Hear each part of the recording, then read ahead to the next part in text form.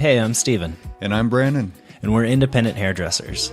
We started this podcast because there's a movement in our industry. Hairdressers are embracing independence more than ever. These are the stories of those hairdressers. We hope you find them inspirational and educational and show you that independence does not mean isolation. You're a part of this revolution, and we're here to support that. So today we're here with Jeff Bullock, who is my personal accountant, and we brought him on the show today because at multiple times during my career, I actually have been self-employed. I knew from years ago doing it improperly and very confusing and all that this time when I became independent and became a self-employed hairdresser, day one of the first things I did was start figuring that stuff out. So I wouldn't have really any expenses that I hadn't tracked. I wouldn't have any income that wasn't tracked. So I'm putting it out there to our listeners that think about this before you even leave that salon where you're an employee. Don't wait till 6 months later. Don't wait till tax time. Start day one. It makes it so much easier. So I came to know Jeff at the beginning of me becoming independent, and he has helped me alleviate a lot of that stress. I feel very confident that things are kind of being taken care of. And so now I want to introduce him and then have him give you a little bit of a history of who he is, and we'll start there. Okay, I'm Jeff Bullock. I'm the owner of Elevation Tax. So we're a kind of your typical tax and accounting firm in the sense that we do bookkeeping, payroll, taxes, kind of what you'd expect a normal CPA firm to do. However, we're pretty unique in the sense that most of our clients are remote. We're located in Salt Lake City, Utah, but probably 90% of our clients are just spread across the country.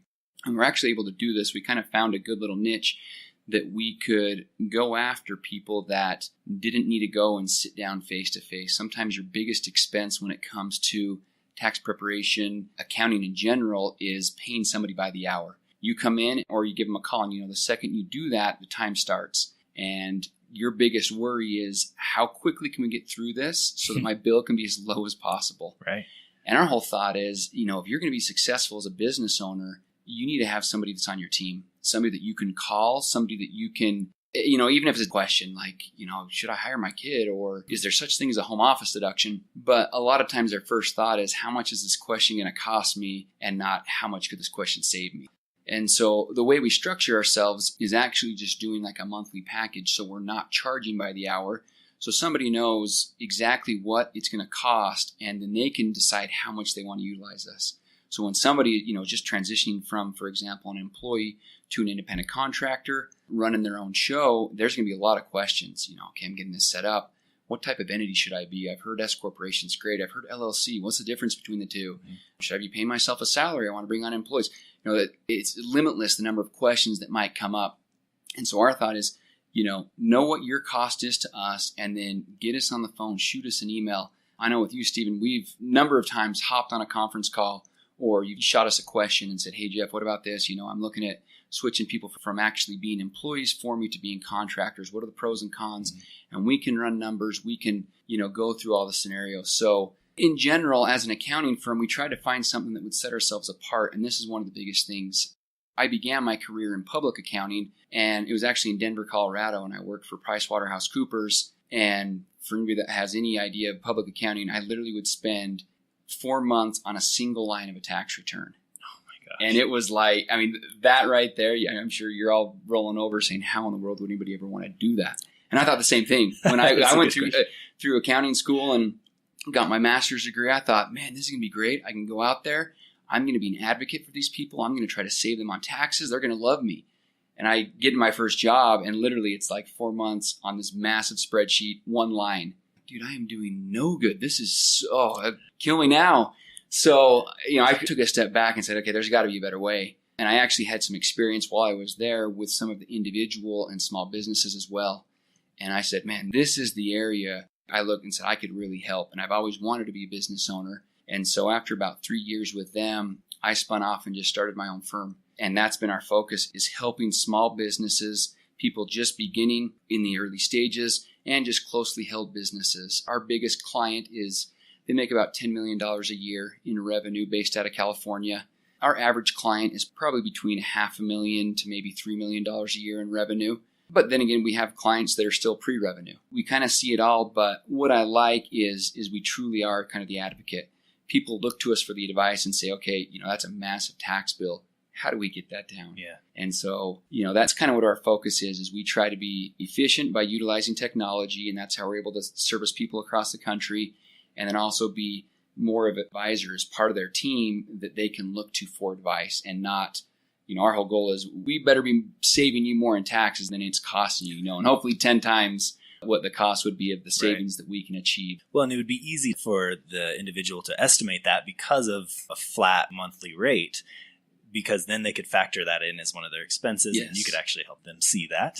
Like, here's what you pay for tax services. And I think that a theme of a lot of companies that we talk to, companies or individuals, hairdressers, there's new ways of doing business. And I like that there's just as much innovation happening in the tax world, which I know nothing about, but it's making it easier for people to be self-employed and less intimidating.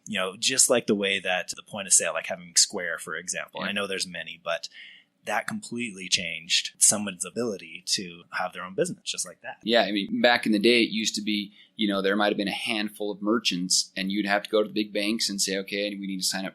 Nowadays you can go on, you can get Square, you can get Stripe. There's so, just even PayPal, so many just ways just to collect, which opens up, that many more avenues for people to actually conduct business. Absolutely. I'm excited to have you on the show because since our audience clearly is nationwide, we're happy and excited to endorse you as somebody that they could come to. So I want to go through and maybe just do a little role playing so we can get some of the basic information. And then when people were to contact you, it would be more about their specifics. Okay. So let's just say that, okay, I have been working in a hair salon for 10 years as an employee.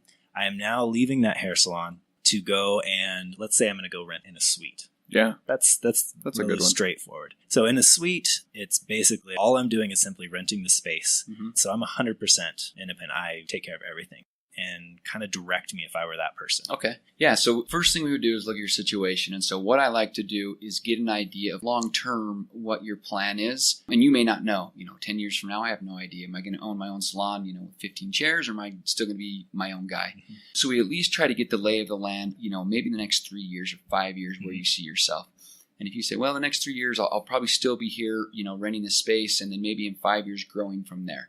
So we'd say, okay, let's say you don't do anything. What's going to happen is by default, you're going to be called a sole proprietor. So that's just the default status that the IRS gives you if you're operating a business or now an independent contractor, no longer an employee. One thing you'll learn about the IRS is anytime you're put into a default status, it's going to be the worst case scenario. So it's going to be, that's what the IRS likes, because most people don't go through the steps necessary to make sure that they're structured from an advantageous tax perspective. They're just looking at themselves and saying, I got to earn some money. And so the IRS says, okay, well, most people aren't going to do anything, so you're sole proprietor. What that means is, first, from a legal perspective, you have no legal protection.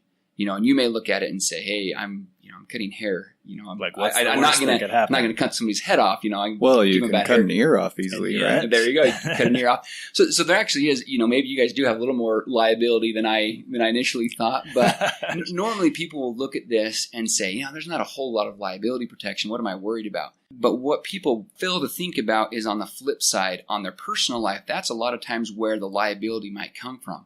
So let's say you get into a car accident and it's a bad accident, and your car insurance, all of the premiums, you've exceeded everything, all the coverage on that insurance. So now somebody, let's say they've still got damages or hospital bills that exceed those limits. Well, they're going to continue to go after you. And if you've got your hair salon, you've built up a nice little clientele, you've got some assets there, you've got some cash in the account, well, it's your personal. And so they can come at that from the personal side and say, well, we're going to go after all those assets as well. Because as a sole proprietor, those things are not separate. Exactly. Like basically, me, the hairdresser, is the same as me, the dad, at home. Exactly. You are one and the same. Okay. And so the first thing that we say is, and in most cases, we would say you want to set up as an LLC. And so normally, you want to set that LLC up in your own state where you're actually operating and doing your haircuts. Sometimes people will say, I hear Delaware's great, or I hear Nevada's great because there's no income tax. Yeah. Well, back in the day, that was the case. States have caught on to that and said, okay, if you're going to be operating in our state, whether or not you set that LLC up in our state, we're still going to tax you in our state. So if you're located in Utah and you think, I'm going to set up in Nevada and they're not going to tax me, Utah says, we don't care if you're set up in Nevada. You're doing your work in Utah, so we're taxing you here in Utah. Okay. But that's kind of one of those rumors that kind of get spread, and people think, well, there's no income tax, so I can Right. save. So from an income tax perspective, wherever the LLC is set up, you're going to be taxed wherever you're performing those services. Okay. So we would say, okay, it's going to be a cost to set that LLC up, but it'll be probably a couple $100 to set it up. And then ongoing each year, the state will charge you a minimal fee. Utah, for example, is $15 a year. Mm-hmm. And I tell people, I sure hope $15 a year is worth that liability protection. A lot of states have a very simple approach where you can actually go online, do everything online. So when somebody sets up a business, it's kind of a two-step process. First thing you'll want to do is set up that LLC. And so usually the Secretary of State is where you do that out. And the second thing is setting up with the IRS and letting them know I'm conducting business. Because if you're a sole proprietor, your tax identification number is just your social security number. But if you actually go to irs.gov and apply for an EIN, an employer identification number, they're going to assign you a new number completely separate from your social that's now going to be attached to the business. Mm-hmm. So setting that up is a two-part process. We set up the LLC, we set up the EIN, and now what you've done is I kind of picture it like a bubble. And so you've got your hair salon and you've just now encapsulated with a bubble. And so anything happen on the personal side, that bubble is now protecting that. And same thing, if something happens in the hair salon, cut somebody's ear off, well, the only thing they can go after are the business assets and nothing outside of it. So that's kind of the first step that I would, recommend somebody in that situation. So they go after Steven the hairdresser, but they can't. not Steven the dad. Yeah. Right. And these are a lot of things that, from an employee's perspective, you don't ever think of these, Yeah. You really have to put on a different hat and say, okay, I'm no longer just yes, you're still an employee of your own business now, but I'm actually a business owner. There's a lot more that I need to actually think about. And one of those that we're talking about is actually the kind of the back office and doing bookkeeping, doing payroll, and doing your taxes. We talked before we started that, when you're an employee, a lot of times you get the W-2, you throw it in TurboTax, and it's done. And you think, oh, that's the same thing, right? I just get, now instead of having taxes withheld from my check, I just get a bigger check. Yeah. And I just do the same thing, just throw it in TurboTax and boom, it's done. When in reality, it's not, if you did that, you'd probably be, a rude awakening. You see that tax bill and say, whoa, yeah, I didn't make that much more. But now what's this difference, But it also opens a whole new realm of possibilities from a write-off perspective. Yeah, let's talk about that. Let's take it to that side of it, because that's one thing that once I stopped being afraid of the complexity of it and I started working with a professional, it really helped me see there's some really incredible advantages to setting up my LLC and setting up my tax status as I think I'm an S corp. Getting paid to travel? That's awesome. Yeah. So, yeah, I mean, it's about owning and taking control of these things because, like you said, if you fall into the default status of almost anything, the default status is going to be what is most beneficial for other people, right? Yep. But if you put the effort into it yourself, educate yourself, and the easiest way to do that is talk to a professional that you trust, it's pretty amazing. Like, you can now be on the good end of all that stuff. Yeah, and I think a lot of it too, it's daunting when you first start. You think, man, there's so, that tax code is ginormous. I don't even want to start going into it. I don't, taxes, I'll think about it on April 15th or April 14th. So I got one day to get it taken care of. But in reality, if you start from day one, it'll make your life 100 times easier. Because the first thing we're going to do is look at, and I say I would hope any CPA would do this, but look at your situation and put in some processes so on a monthly basis, these are the things I need to be doing. And you may be at a point where you can't afford $200 or $300 a month for an accountant to go in and do this stuff for you. Well, you can still set up a process that you can actually go do this yourself. There's bookkeeping software out there that is, I say user-friendly. Steven says not so user-friendly. But, it's made for maybe not the accountant mind. So you can look at it and say, oh, yeah, I understand, this, it's not debits and credits, but it's, okay, I spent this, I received this, and these are accounts that I'm going to assign it to. But just getting those systems in place, what we see so many times is, somebody comes and says, okay, last year was my first year of business. I have no idea. Well, I'm terrified. I'm going to owe a ton in taxes. I haven't done any bookkeeping. I haven't done anything. And it's like April 10th. It's like, I got 5 days, and can you help me? Mm-hmm. And the first thing we want to do, a lot of times people, I need to save on taxes. We need to see financials. And if somebody, all they have is bank statements, and I just make sure I don't spend below zero every month. Yeah. Or are you spending that for personal? Or are you spending that for the business? Well, I don't even know. I just watch the balance. Yeah. And so, like we talked about at the start, setting up that LLC is One of the biggest things the IRS looks at, and people always fear the IRS, and now that you're a business owner, they want to see a separation between personal and business. Okay. So the first step was that LLC. The next step would be to actually go and open up a bank account. So now you've got a separate bank account, and the bank will require that you have those documents, the LLC documents, and your EIN. Then they'll open up a business bank account, and now you can transact everything from the business. So let's say you don't want to worry about bookkeeping or anything. I'd say bare minimum, you have that account that is separate from your personal account that you can transact all of your business in. So when you have deposits, they don't go in your personal account, they go in this new business account that you set up. You've got a card, even if it's just a debit card tied to that account. Anytime you have an expense associated with the salon, it goes out of that account and not out of the personal account. That's a lot of times where people have the hardest time. They've got their wallet and they're going to travel, and so, I just use my same credit card I've always used. It gets me points. Well, if it's not the business one, yes, you can still deduct it, but that's just one thing the IRS can look at and say, wait a minute, you're doing some business purchases on this personal card. Are we sure that all these business expenses are really business and not personal? Yeah. So it really opens it up. So I tell people, even if you have to infuse the business with $5,000 up front or $10,000 to get things going, open up a new credit card that can be specifically for the business. Completely make that separation between personal and business. And then, like I said, if you're not keeping your books on a monthly basis, at least at year end, you can go and pull one set of bank statements, and you're not pulling 3 credit cards, 2 checking accounts, a savings account, and then going through and trying to highlight and say, I think that was business. That was 9 months ago. Oh my God. And that was it. I went to Chili's and I do Was that business? Was I with somebody? Yeah, was somebody. Exactly.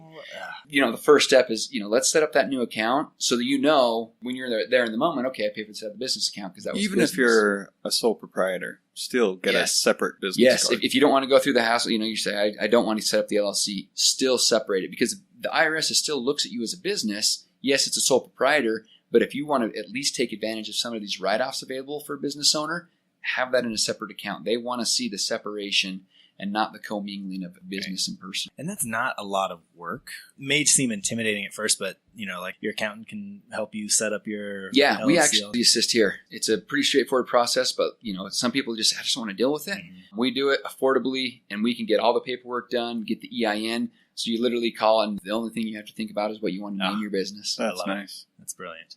Okay, step 1, establish the LLC. Step 2, set up a new bank account. What's step 3? Where would we go next? Well, then I think you're going to be looking at actual operations. So, you've begun cutting, and that's where I actually think it's very important to bring in somebody, even if you're like, I can't afford a monthly, let's just, let me just pay you for an hour of your time to actually know what types of things should I be tracking. I'm a new business owner. So what is deductible? What's not deductible? I hear I can write off all my meals. Okay, well, yes, you can write meals off, but there's some additional reporting requirements that you'll need to do for a meal that you may not have to do for just hair product that you might be purchasing. Same with travel. A lot of times people say, well, I've got to go to a convention. So is that deductible? Yes, it's deductible. Once again, there's going to be some additional things. So what I'd recommend is you talk to somebody so you can put a process in place so on a monthly basis what things are deductible, how you should be tracking those, and really getting that process down month over month. And then if things pop up, you've got somebody that you can go to and say, hey, I've got some random expenses, or I'm looking to hire an employee. Do I hire them as a contractor? I mean, you'll see it as you begin to run your own business. Just countless questions will come up. You can't foresee any of them now, but, getting that person on your team. So like I said, even if it's on retainer or, we're just going to pay you by the hour for this first year until we really get underway, or just handing it off to somebody and saying, you manage my books. And if you see something, and that's the other thing too. A lot of times you'll get CPAs that they're kind of there just punching the numbers and just saying, well, we're not going to give you any advice. We're just kind of doing our job and just kind of plugging it in. Find somebody that can look at your financials and see and say, man, your income's going up pretty high this year. Maybe we actually make the jump. We can talk about this, but when you're an LLC, you're actually taxed just like you are as a sole proprietor. There's going to be a point where you're an LLC and it actually will make sense to switch that over to an S corporation. Yeah, I used to be an S corporation. Yeah. At what point do you want to consider that? Is it when you're earning just a certain amount of money that then it becomes beneficial to be taxed as a corporation versus the individual? An S corporation in particular. A C corporation is completely different. In this scenario, it's not something I'd recommend. S corporation, however, it's called a flow-through entity. Okay. So all the activity that happens in the S corporation flows through to the individual shareholder. So in Stephen's case, he's 100% owner of his business. So everything from that S corporation flows through to him personally. Right. One of the beauties of an S corporation is none of your flow through income, so everything that's coming through that business to you personally, none of that is subject to self-employment tax. So as an employee, if you look at your W-2 or any of your pay stubs, you see FICA taxes being taken out. Those are employment taxes. And as an employee, you pay for half of that, which is 7.65%.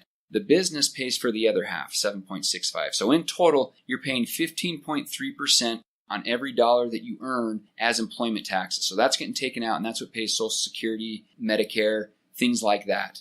Now, as the business owner, you're actually going to be responsible for 100% of that. So as an S corporation, anything flowing through is not subject to that. The IRS obviously knows that and says, well, if you want to avoid 100% of that, just set up as an S corporation, right? They say, no, if you own more than 2% of your S corporation, you have to pay yourself a salary. So you set up payroll and you actually start paying yourself a salary so that you actually pay some of these employment taxes.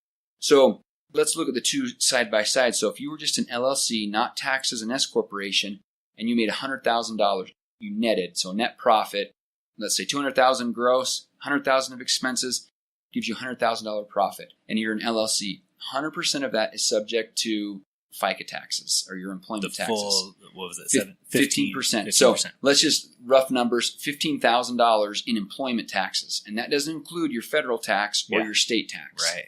And that's usually the biggest eye opener is people say, well, wait, what's this employment tax? I'm paying federal and state tax. And sometimes that FICA tax is the biggest one. Wow. And so, in this case, $15,000. But now let's say same scenario, $100,000 profit, you're an S corporation. Well, now what the IRS says is you have to pay yourself a reasonable salary for what you're doing. Mm-hmm. And this is, that's as gray as it gets for the IRS. Gray, right. So they just say reasonable. So you can pay yourself really low. That's the goal, right? The goal. So your goal is to pay yourself as little as possible, but also keeping yourself off the IRS radar. Because let's say in this scenario, you paid yourself $10,000 and you took that other $90,000 as just flow through like a distribution. Well, the IRS could look at that and say, you made a $100,000 profit, you're the only owner, and you only paid yourself $10,000. We're going to come in and say, no, you should have paid yourself $90,000 and $10,000 distribution. Oh, yeah. And so they'll recategorize it, and then you're going to get hit not only with the tax, but also interest and penalties. So our goal is to, let's make that as low as possible, but also high enough that you don't ever pop up on the radar. Yeah. And this is something that would be individual. We would go on a case-by-case basis, so there's not a blanket answer. I can't say, well, make it a 50% or make it a 60%. Sure. Let's just, for example purposes, let's say we made it 50% and said, okay, you paid yourself a $50,000 salary, and then we took the other $50,000 as a distribution. What you'd be saving is that $50,000 that's no longer subject to the employment tax. Because the distribution isn't subject to the self-employment tax. Isn't subject to the employment taxes. And so in this case, you'd be saving $7,500 just on those employment taxes by switching from an LLC to an S corporation. But it also, if you're in the beginning stages and your profit was $10,000, just to process payroll and pay those employment taxes each year is going to cost you, and you're going to have a separate tax return as an S corporation. So we usually estimate the cost to operate as an S corporation is usually between $1,000 to $1,500 a year. Mm-hmm. So you want to make sure that your savings by being an S corporation are going to at least outweigh your cost. Right. So we're not just going to talk to somebody on the phone and say, oh yeah, you're a sole proprietor, let's make you an S corporation. Right. We say, let's start you as an LLC, and then as your business grows, we'll hit a target. And let's say that target is $40,000. And we say, when your net profit is $40,000, let's hop on the phone, and it's going to make sense to switch you over to an S corporation because now we can pay salary, and your savings will be, let's say, $3,000 a year. Yes, it might cost you an extra $1,200. Sure. But that net amount, you're still netting more in your pocket. So we want to make sure that we hit that break even so that you can get those tax savings before you make that switch over to the S corporation. And like I said, there's not just a blanket at this point, do it. And that's why, back to the third step is making sure you have that person on your team that you can go back to and say, hey, when's the time? And the good thing about the S corporation is you can do it anytime. So you set up that LLC and the IRS says you just have to elect to be an S corporation. When you make that election, you just file it with your tax return. So let's say midway through 2016, you're like, yeah, my income, I'm definitely going to hit, $40,000, $50,000. It's going to make sense. So you can make that election that year, run your payroll, so that you're elected as an S corporation all year long. So when I was did it online, it said needed to make that election within like 30 days or 60 days or something. Yep. When you look at the form, is called a 2553, and that's how you actually make the election. But they give you two options. I think it's 60 days or 2.5 months from the date of your incorporation. So you go and you set up with the Secretary of State, and they give you date of incorporation. So you have 2.5 months from that date to make your election, or with the tax return of the year that you elect to be taxed as an S corporation. So those are the two options. And when you do it with your tax return, there is additional language that needs to go on the 2553, some additional statements. And that, definitely have a professional do that for you, because if you just send it in, just the form and with the tax return without any statements, it will be rejected. They'll turn back and say, no, we don't accept it. I mean, it's silly. It's kind of just a formality, but there is some additional language that needs to be included on that if you elect past that 2.5 month window. But the good news is, you could be 3 years into it and say, this is the year I do it. Oh, that's great. And make that election. Well, I think this is really nice because we also distinguished the difference, because I feel like in conversations I've had with hairdressers, the difference that between they'll talk about LLC in the same breath as like a corporation, where they're kind of thinking of them both as, but the LLC is partly just for the protection, separating you that way. It's not just the tax implications of being an LLC. LLC is entity first. A lot of times, they do. People kind of just combine the two and think I'm an LLC or corporation, so I get all these advantages. The actual entity type, whether it's an LLC or a corporation, that's strictly just protecting yourself from a legal standpoint. And then from the tax side, the beauty of the LLC in the IRS's eyes, it's called a disregarded entity, meaning they don't view it as anything. And so you can tell them exactly how you want to tax it. Like if I set up as a C corporation, I can't go back and say, I want you to tax my C corporation as an LLC or as a sole proprietor. But if you're an LLC and you don't do anything, they're going to tax you like a sole proprietor. Or if you have two people, they're going to say you're a partnership just by default. But the nice thing about that LLC is they say, you can tell us at any time how you want us to tax that.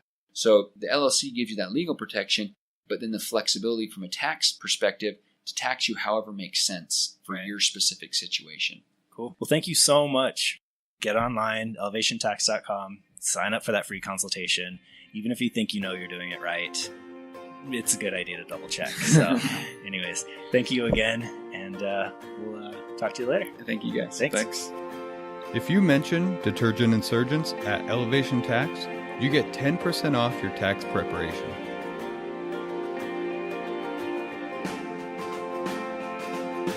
Thank you for joining us for this episode. We hope you liked it as much as we loved making it. For more information about us, our guests, or anything else you heard today, please go to detergentinsurgents.com. Victory, victory is within me. And I remember I have a long way to go.